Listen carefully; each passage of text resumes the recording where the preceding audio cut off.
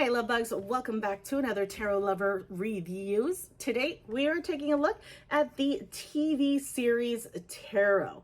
Now if you've heard of this tarot deck or you did not know this tarot deck even existed, hopefully this review and the flip through that comes afterwards helps you to decide on whether or not this tarot deck is right for you. Now, if you want to go straight to the flip through, take a look at my description. I break down all of the suits into chapters to make it easier for you to locate exactly where you would like to start within the flip through.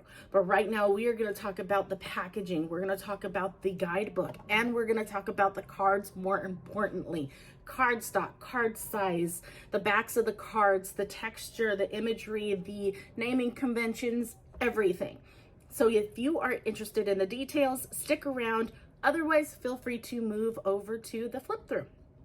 Now, let's go ahead and talk about the packaging. Now, before I go any further, I want to apologize as to how beat up this box looks. It is one of the first tarot decks that I purchased when I first started on my tarot journey. So yes, the box is going to look beat up, okay? It is well loved. All of my tarot decks are well loved. So yeah, but this is what the front of the box looks like. And then it gets into that.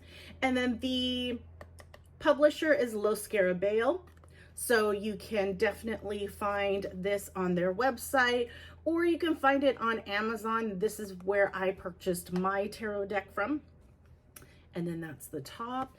And then it opens as so. You can see how beat up my box is. Again, do not judge me, okay? So that is the box. Let's talk about the guidebook. Now the guidebook is, you kind of have an idea of what to expect as far as what type of guidebook you're going to receive, seeing how it's in this type of box. I have noticed that tarot decks that come in this type of box, a slip box, tuck box, what have you, I know there's a couple of names for it. Typically what you can expect as far as guidebooks is going to be the little white book, which is exactly what you get in this particular tarot deck. Now, because it is Los Scarabeo as the publisher, they include multiple languages in their guidebook to make it, you know, more accessible. So although the book kind of looks a little bit thicker, really it's only the front portion of the guidebook that would be used for English. Okay, so it is literally this much worth of the book that would be in English. And I think that kind of applies to all the other ones as well. There's multiple languages in this book. It also does give you a type of a tarot spread, and I believe they explain it in here. I didn't really get into depth on the spread, but it does go into it further into the guidebook as far as what each section applies to. So at least you do receive a tarot spread that you can utilize within their tarot deck, and that's fantastic. That is totally a plus for me. Now, in regards to what you can expect as far as how each of the cards are explained. Do you get, you know, just a paragraph? Do you get a brief definition? Do you get just keywords? What do you get? Well, in this guidebook, you just get keywords for each card. Okay, you get keywords for each card. It does kind of give you an idea for each suit, a small little excerpt as far as what that suit stands for, you know, the element it stands for, and what's associated with that particular suit. So it'll go into that, but it doesn't really go into every single card. Every single card, you just get key definitions for both upright and reversals, and then that's it. So that is the guidebook. I totally didn't show you the front and the back, but yeah. So that's the guidebook. Let's talk about the cards. So again, I've had these cards for a while, okay? And they are going to be scuffled. So don't think you're going to get a tarot deck that's like that. This tarot deck was well loved, so there are scratch marks. It's scuffled. There's wear and tear on this tarot deck, okay? So do not think for 1 minute that's how your tarot deck is going to come to you if you choose to purchase this particular tarot deck, okay? So I want to make sure I put that little disclaimer out there. But this is what the backs of the cards look like. The loading icon. I love that. Like, that totally just makes sense. And then it is a matte finish. Although, you kind of get that glare to where it seems like it's glossy. It's a matte finish. Okay. And then as far as the cardstock, Los Scarabeo and their tarot decks. I have mentioned this on other tarot decks that I've reviewed from them, and I thoroughly enjoy the cardstock that they use for their cards.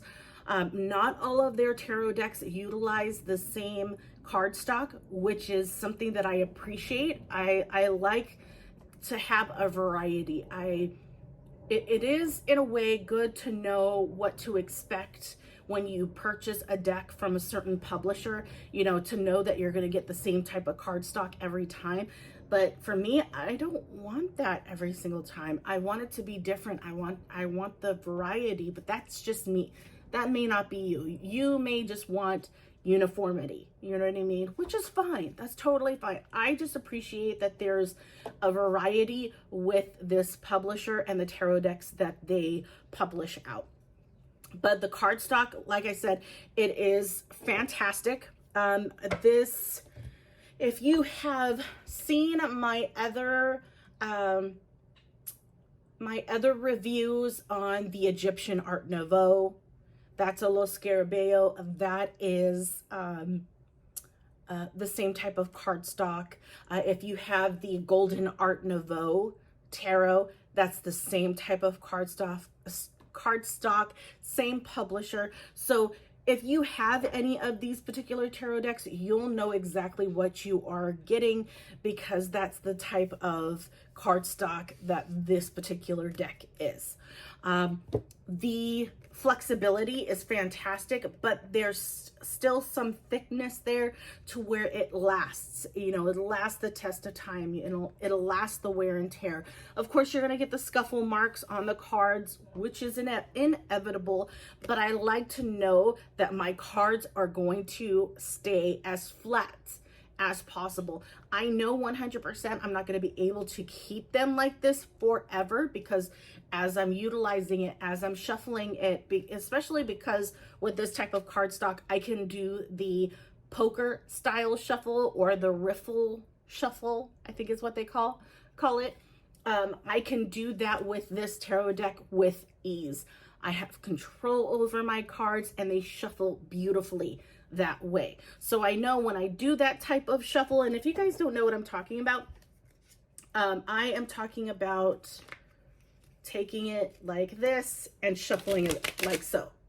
That's what I mean by that was totally intentional, guys. It was totally intentional. I'm just gonna leave all of whatever fell on the floor, because obviously I'm a klutz. This is why I don't do that all the time on camera, because I already know that it's gonna fly everywhere because I'm not over a table. So don't do what I did, okay? Anyways, so with the shuffling, you don't have to do that poker style shuffle. It is not a requirement. A lot of readers will shuffle it that way. A lot of readers will do the under over, shuffle. This deck is slowly getting smaller. But yeah, so, I mean, you can do it that way. You can put it on the table. You can swish them around to mix them up. Really, the way that you shuffle is totally up to you and your preference. I have found that depending on the cardstock will determine what type of shuffle that I will utilize, because I am very mindful as to how my cards are and how I want to keep my cards in the best condition that I possibly can keep them. I don't want warped cards. I don't want bent cards. I like to try and take care of my cards. So that is me again. So yeah, that is the cards. Oh, card size. Standard, I guess you can say. I feel like this is a little bit thinner. I have a Rider-Waite-Smith tarot card here to give you an idea. Yeah, it is a little bit thinner and a tad bit shorter. I mean, it's not a big difference. I like the fact that it's a little bit thinner because my handle on the cards is a lot better. The control on the cards is a lot better. So I appreciate that. Let's see. So we've talked about the cardstock, the back, the texture, the size. Let's talk about the naming conventions and the imagery. Now, what I am basing this off of, if you have seen any of my other, as a freaking helicopter, plane, I don't know. Just let that go. Okay, back to it. With the naming convention and the imagery, I am basing all of this off of the Rider-Waite-Smith tarot deck. The reason why I do that is because a lot of the tarot decks out there pull imagery, pull inspiration from the Rider-Waite-Smith deck. A lot of the guidebooks that are out there that you can purchase separately, their imagery, their naming, everything that they reference tends to be based off of the Rider-Waite-Smith naming conventions, imagery. So I like to make sure that you have an idea of the imagery and the naming convention ahead of time, should you be a new reader and, you know, you're not quite there yet, or you're not quite comfortable, you know, trying to read a different tarot deck that doesn't have the same type of naming convention. It could confuse you, things like that. So I want to make sure that I mention this to you all so you are well aware, well informed before purchasing your tarot deck. Okay, so with that being said, let's talk about the naming convention.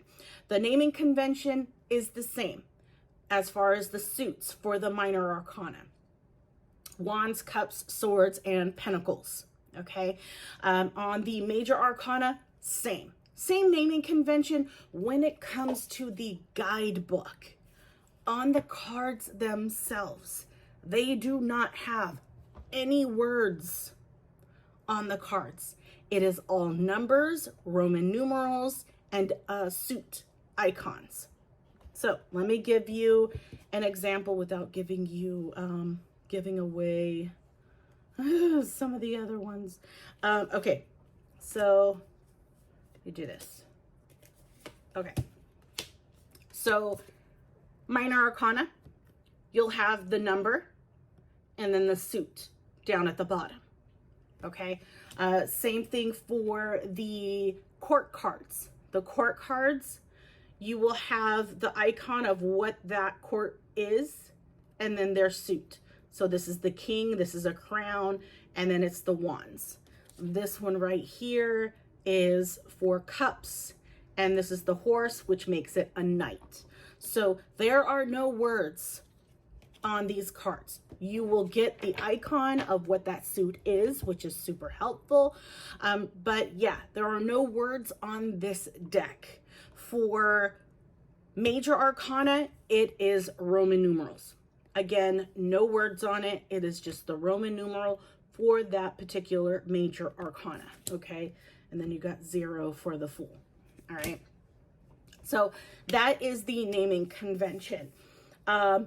For the imagery, the best part, saved the best for last. The imagery is what caught my eye when it came to this tarot deck, because I grew up with a lot of these TV shows. And I think that's what's fantastic, is the way that they put this tarot deck together. They made sure that the show that was being used for that particular card made sense, had some similarities to each other, so that when you saw that card and you saw that show, you knew exactly what show it was and the overall theme of that show. And that helped, or that helps to provide more insight to your reading.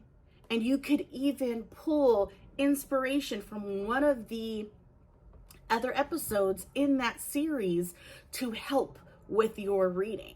So I absolutely love that. Now, as far as whether or not it follows Rider-Waite-Smith, obviously the imagery is not going to be exactly like the Rider-Waite-Smith, but elements within the card will definitely be given. Like, it will tell you, you know, the minute you see it, you will know exactly what card that is, what it is trying to portray. But it's, again, portraying it from a TV show perspective. So I have a lot of cards that I want to show you guys that just explains a lot of these TV shows. And I believe this particular deck was published. So the copyright on this one is 2018. So this tells you how long. I mean, I got it when it was pretty new, probably a couple of years into it. But yeah, that kind of gives you an idea of what you can expect. But a lot of these TV shows are based off of 80s, maybe late 70s, 80s, 90s, and early 2000s. Okay, nothing after that. Okay, so as you saw in the court cards, you have Doctor Who for all my Doctor Who fans. And then the other one that I showed you, the Chariot, this is from the Little House on the Prairie. So this is late 80s, I believe, early 90s. There's, I think this is Downton Abbey, I think is how you say it. I'm telling you, like, I love these. Big Bang Theory,